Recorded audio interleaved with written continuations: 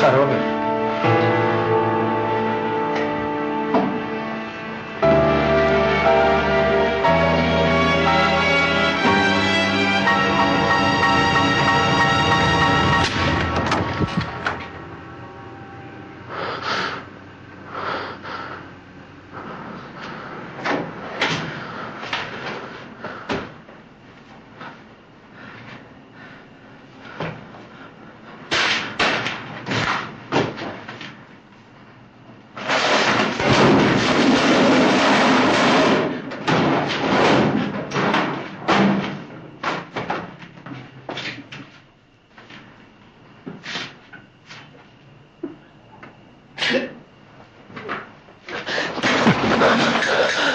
مدارک سرقت شد، حقیقت که گم نشده.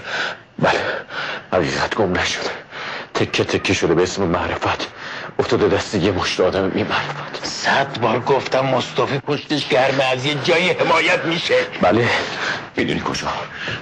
همون جایی که حقیقت مسلح شد. میدونی کجا؟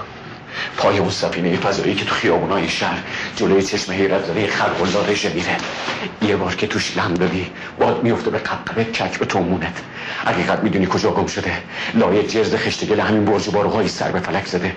وقتی حوض میکنی تو طبقه 20 باز شنا کنی وجدان دست خشتکت میزنی بیرون، آب جگوزی با بقیه نزاستو میشوره و میبره اونجایی که عرب انداخت.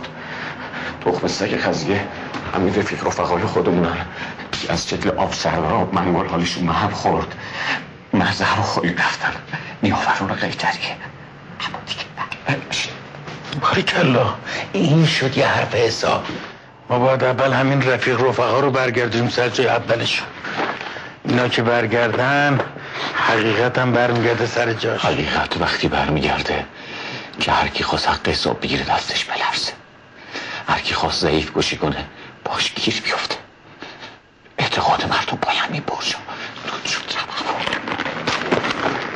جناب روزبه، حالا که رسیدی به قده چرکی برو دنبال یه جراحی آرتیست.